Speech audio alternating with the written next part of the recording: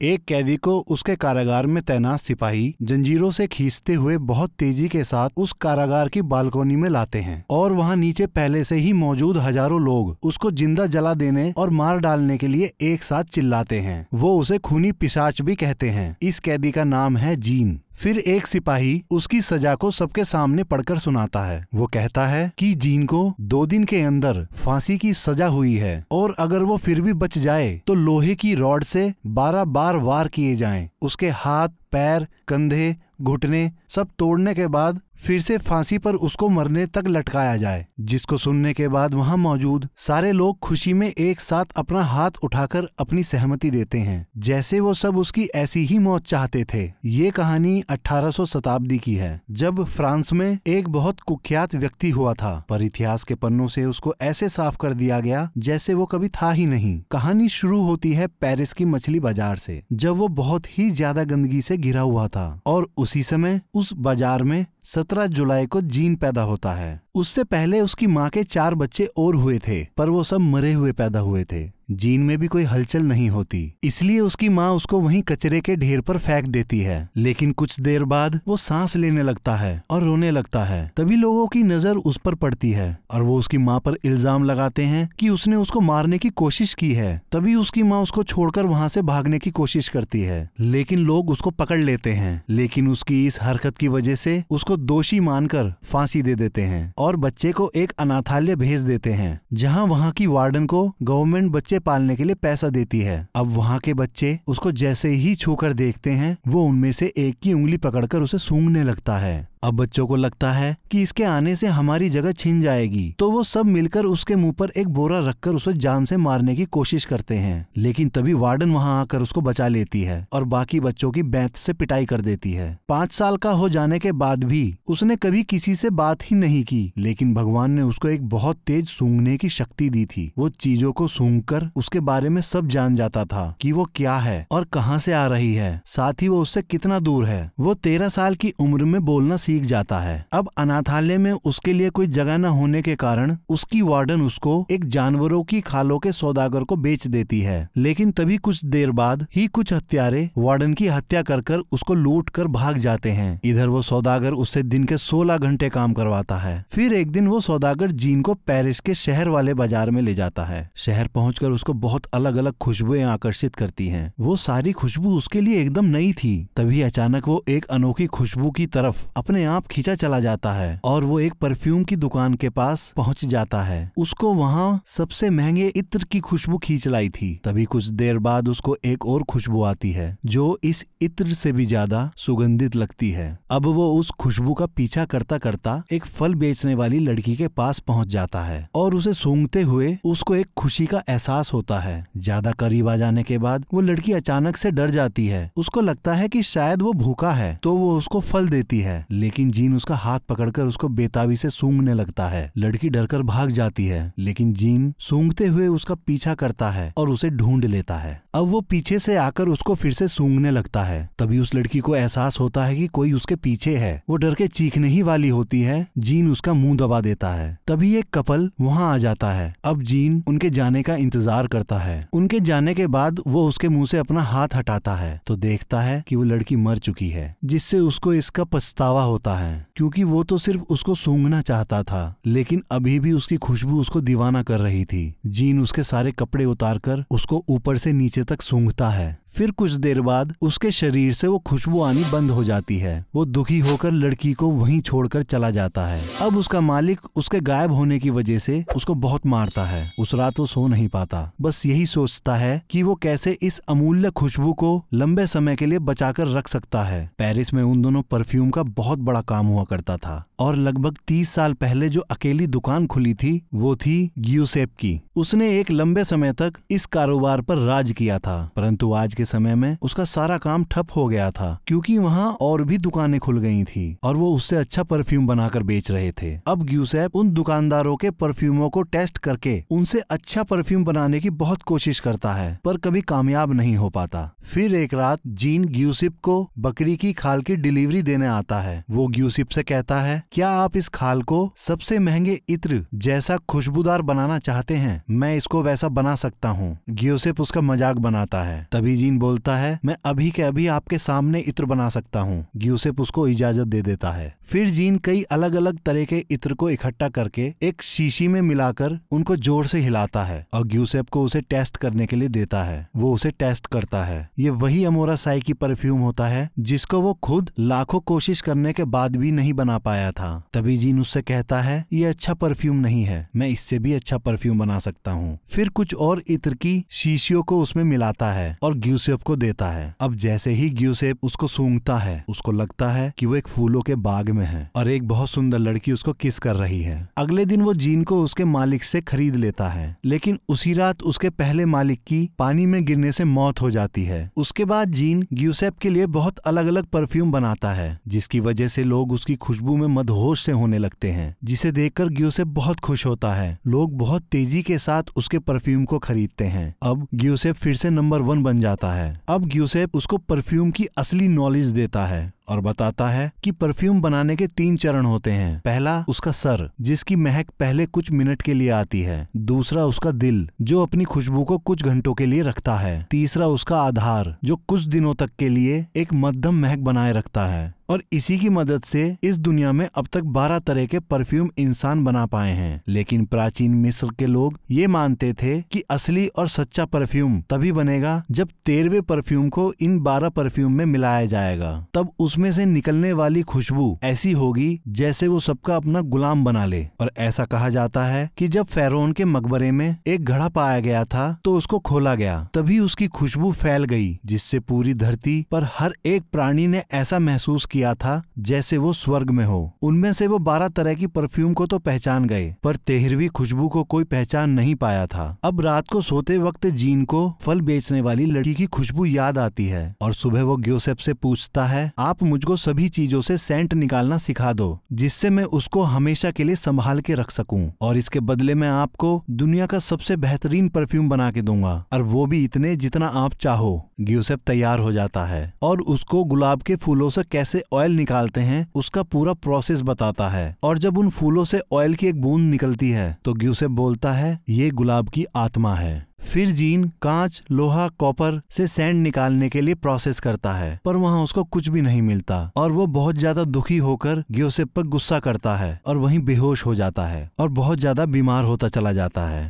तभी उसको सपने में फिर से वही फल बेचने वाली की खुशबू आती है। वो अचानक से आंखें खोलता है और ग्यूसेप से पूछता है कि क्या कोई और तरीका है। तो ग्यूसेप बताता है, हाँ है, पर उसके लिए तुमको ग्रासो शहर जाना पड़ेगा। वहाँ वो लोग बड़े गुप्त तरीके से जानवरों की खाल से खुशबू निकालते हैं। वो इतना रहस्यमयी है कि उस तरीके को मैं भी नहीं जानता। ग्रासो में नौकरी पाने के लिए जीन को ग्यूसेप से एक लेटर चाहिए था। वो उससे सौदा करता है कि आप मुझे लेटर दो, मैं आपको 100 नए फॉर्मूले परफ्यूम बनाने के दूंगा। ग्यूसेप मान जाता है। अब अगली सुबह जीन ग्रासो के लिए निकल जाता है। ग्यूसेप इस सौदे से इतना ज्यादा खुश होता है कि जैसे वो कभी पहले हुआ ही नहीं था। वो बहुत अरसे बाद एक सुकून की नींद लेता है, पर उस रात उसका घर टूट के बिखर जाता है और उसकी भी मौत हो जाती है। इससे पता चलता है कि जीन को एक सूंघने के गिफ्ट के साथ एक श्राप भी था कि जो भी उसको अपने से दूर करता उसकी किसी न किसी वजह से मौत हो जाती। अब जीन ग्रासो की तरफ निकल पड़ता है। रास्ते में उसको खुली हवा और पूरी आजादी का एक बहुत सुंदर एहसास होता है। अब उसको ग्रासो जाने के 2 रास्ते दिखाई देते हैं, एक जो गांव और आबादी के बीच से होकर गुजरता है, दूसरा खुले जंगल, पहाड़ों, नदियों से होकर गुजरता है। वो पहाड़ों वाला रास्ता चुनता है। आगे चलकर उसे एक गुफा मिलती है। वहाँ उसको पहली बार किसी भी चीज की महक नहीं आती। वो वहाँ एक अलग सा ही सुकून महसूस करता है। वो सब कुछ भुलाकर एक लंबा समय वहीं बिताता है। फिर एक रात उसके सपने में फल बेचने वाली लड़की आती है, लेकिन वो देखता है कि उस लड़की को वो दिखाई ही नहीं देता। तभी वो अचानक से उठ जाता है और अपने आप को ही सूंघने लगता है, लेकिन उसको अपनी कोई खुशबू ही नहीं आती। तभी वो गुफा से बाहर निकलकर बारिश में अपने आप को रगड़ रगड़ के साफ करता है, फिर भी उसको खुद से कोई महक नहीं आती।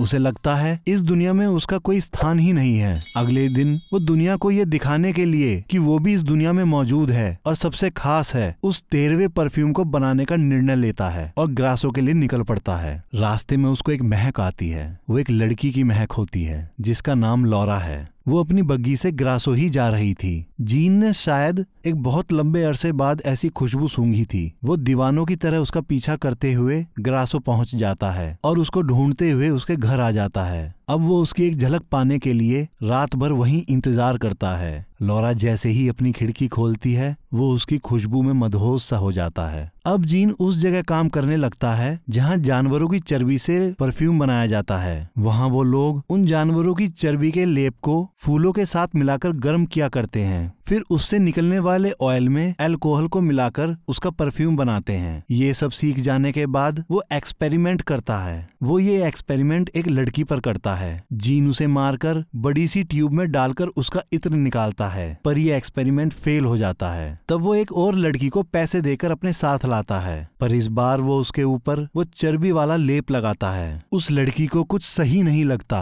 वो उसके पैसे वापस करके जाने लगती है। तभी जीन उसके सर पे वार करके उसको मार देता है। फिर वो उसके बाल काटकर उसको लेप लगाता है और कपड़े में लपेटकर थोड़ी देर ऐसे ही छोड़ देता है। फिर उसके शरीर से सारा लेप एक चाकू से खरोचकर एक डिब्बे में डालकर उसमें अल्कोहल मिलाता है और एक नई तरीके से उसमें सेंट निकालता है। इस बार वो कामयाब हो जाता है। अब जीन अपने लिए 13 खाली शीशियों का सेट बनाता है और जीन धीरे धीरे करके अलग अलग जगह काम करने वाली लड़कियों को उठाना शुरू करता है। वो उन सभी को मारकर उनके बालों को काटकर लेप लगाकर चादर में लपेटता। फिर कुछ समय के बाद उनकी खाल से वो लेप चाकू से खरोचकर इकट्ठा करके उनका ऑयल निकालता और फिर उनसे सेंट बनाता। इस तरह उसने पूरी 12 शीशियों के लिए परफ्यूम बना लिया था। फिर वो उन 12 शीशियों के परफ्यूम को एक ही शीशी में मिला लेता है। दूसरी तरफ अचानक इतनी हत्याओं के कारण पूरे शहर में दहशत फैल जाती है, जिसकी वजह से वहाँ की सरकार ने लोगों को अपने बचाव करने के लिए बंदूकें बांटी।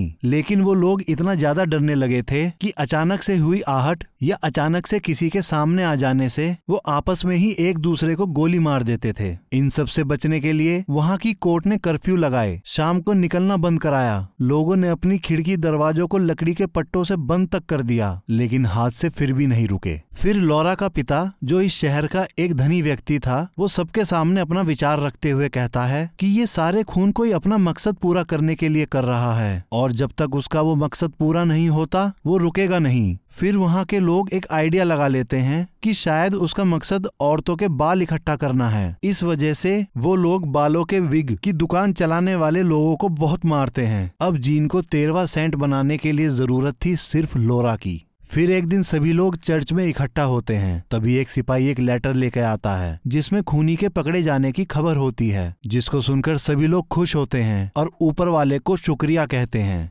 लेकिन लॉरा के पिता को पता चल जाता है ये जो पकड़ा गया है ये वो आदमी नहीं है, क्योंकि वो लड़कियों की हत्या बड़े बेरहम तरीके से करता है और जो उनके शहर में हत्यारा था उसके द्वारा की गई हत्याओं में किसी भी लड़की के शरीर पर कोई निशान ही नहीं होते थे। वो ये बात कोर्ट में जज को बताता है, पर वो उसकी बात ही नहीं सुनता। अब सब लोग खुशियां मनाते हैं, नाचते हैं, गाते हैं, जिसमें लॉरा भी शामिल थी। जीन उसको वहां चुपके से देख रहा होता है। तभी उसका पिता वहां आकर उसको घर चलने के लिए बोलता है। वो नहीं मानती तो उसका पिता उसको चांटा मार देता है, जिसकी वजह से वो गुस्सा होकर वहां से भागती हुई शहर की गलियों में चली जाती है। उसी रास्ते में जीन उसको उठाने के लिए इंतजार कर रहा था। लॉरा जीन के एकदम नजदीक आ जाती है, लेकिन तभी उसका पिता वहां आकर उसको आवाज लगा देता है और उसको वापस घर ले जाता है। अब लॉरा घर में सो रही होती है, तभी जीन वहां आ जाता है। लॉरा का पिता नींद से जाग जाता है और वो भागकर लॉरा को देखने उसके कमरे में जाता है। वो वहीं अपने बिस्तर में सो रही थी। असल में लॉरा के पिता को ये सब सपने में दिखता है। अगली सुबह लॉरा और उसके पिता उस शहर को छोड़कर जाने लगते हैं। इधर जीन को उसकी खुशबू आनी कम होने लगती है और उसको एहसास हो जाता है कि वो शहर से बाहर जा रही है। वो तुरंत उसके पीछे निकल जाता है। लॉरा का पिता एक चालाकी करता है। वो अपने काफिले को उत्तर की तरफ भेजकर खुद एक सिपाही के साथ दक्षिण की तरफ निकल जाता है, लेकिन जीन सूंघकर उस दिशा का पता लगा लेता है। वो सिपाही कोई और नहीं लॉरा ही थी। अब वो दोनों रास्ते के एक होटल में रुकते हैं, जहां वो सारे के सारे रूम बुक करा लेते हैं और लॉरा के पूछने पर उसका पिता बताता है कि पिछली रात सपने में मैंने तुमको मरा हुआ देखा, जैसे बाकी सभी लड़कियां मरी मिली थीं, इसीलिए हमने वो शहर छोड़ दिया। दूसरी तरफ आज काम पर न जाने की वजह से तो जीन का मालिक उसे ढूंढते हुए उसके कमरे में पहुंचता है। वहां एक कुत्ता जमीन खोदता मिलता है। वो कुत्ता उस गड्ढे से एक महिला के कपड़े खींचकर निकाल लेता है। असल में वो उस कुत्ते की मालकिन ही थी। अब वहाँ सभी गायब हुई औरतों के कपड़े और कटे हुए बाल मिलते हैं। इधर जीन लॉरा का पीछा पीछा करते हुए उस होटल में पहुंचकर अपनी तैयारी करता है और लॉरा के पिता के कमरे से लॉरा के कमरे की चाबी उठाता है। वो लॉरा का कमरा खोलकर उसके पास पहुंच जाता है। तभी लॉरा की आंख खुल जाती हैं। जीन उसको मारते मारते रुक जाता है। अगली सुबह लॉरा का पिता जागता है और वहां से चलने के लिए लॉरा को उठाने जाता है और जैसे ही वो उसका कमरा खोलता है वो देखता है कि लॉरा अपने बिस्तर पर मरी पड़ी है। इधर जीन 13वां सेंट बनाने में कामयाब हो जाता है। अब वो उसको बाकी के 12 सेंट के साथ मिला देता है। अब वो वाला परफ्यूम बना लेता है जो मिस्र की प्राचीन कथाओं के लेखों में मिला था। तभी उसको सिपाही गिरफ्तार करके वापस ग्रासो ले आते हैं। उसको सजा सुनाने के 2 दिन बाद जब उसको सबके सामने फांसी देनी होती है, उस दिन सभी लोग फिर से इकट्ठा होते हैं और उसकी फांसी की मांग करते हैं। इधर जेलर अपने सिपाहियों के साथ जीन को लेने कैद खाने आता है। जीन इत्र की शीशी निकालकर उसका ढक्कन खोल देता है। उसके खुलते ही वो सब खड़े के खड़े रह जाते हैं। अब जीन स्याही बग्गी से जेलर के कपड़े पहने निकलता है और अपनी फांसी वाली जगह पहुंचता है। जो जल्लाद उसको फांसी देने के लिए तड़प रहा था वो जीन के आगे अपने घुटने पे बैठकर जीन को बेगुनाह बताता है। फिर जीन उस परफ्यूम को अपने रुमाल पर डालकर हवा में रुमाल को हिलाता है और उस परफ्यूम की खुशबू वहाँ जैसे जैसे लोगों तक पहुँचती है वैसे ही वो लोग अपनी सद्बुद्ध भूलते चले जाते हैं और बिशप उसको प्यार का फरिश्ता घोषित कर देता है। सब लोग उसके आगे झुक जाते हैं। वहाँ मौजूद सभी लोगों को वहाँ स्वर्ग की अनुभूति होती है और वो लोग सारे एहसासों को भूलकर सिर्फ एक प्यार के एहसास में डूबते चले जाते हैं। वो लोग इतने ज्यादा मदहोश हो जाते हैं कि सभी एक दूसरे को प्यार करने लगते हैं और वो सब वहाँ इंटीमेट भी होने लगते हैं। जीन उन सबको देख रहा था। तभी उसको फलों की टोकरी दिखाई पड़ती है और उसको फलों वाली लड़की याद आ जाती है। वो सोचता है कि अगर अब वो उसके पास जाता तो वो भी उसके प्यार को कबूल कर लेती। वो उसके गले लगती, उसको चूमती और उसके साथ इंटीमेट भी होती। लेकिन तभी उसको एहसास होता है कि वो जिंदा ही नहीं है। जीन अपने आंसू नहीं रोक पाता। तभी लॉरा का पिता एक तलवार लेकर उसको मारने आता है, पर वो भी परफ्यूम की खुशबू की वजह से जीन से लिपटकर रोने लगता है। अब जीन दुखी होकर वहाँ से वापस पेरिस चला जाता है। उसके जाने के बाद ग्रासो में जब सब लोगों को होश आता है तो वो इस घटना को खत्म करने के लिए जीन के मालिक को ही फांसी लगा देते हैं, क्योंकि उसी की जगह पे सारे सबूत मिले थे। जीन के हाथों में अब वो ताकत थी जिसके दम पर वो पूरी धरती पर राज कर सकता था। लेकिन उस फूलों वाली लड़की की मौत और लॉरा के पिता का दर्द उसको इतना तोड़ देता है, वो वापस अपने उस मछली बाजार में आता है जहां उसने जन्म लिया था और अपने ऊपर वो सारा परफ्यूम डाल लेता है, जिससे वहां मौजूद सभी लोग उसे प्यार करने के लिए उस पर टूट पड़ते हैं और जीन को नोच नोच कर खा जाते हैं। उन लोगों को लगता है कि उन्होंने मोहब्बत के समुद्र को अपने अंदर समेट लिया है और मूवी यहीं खत्म हो जाती है।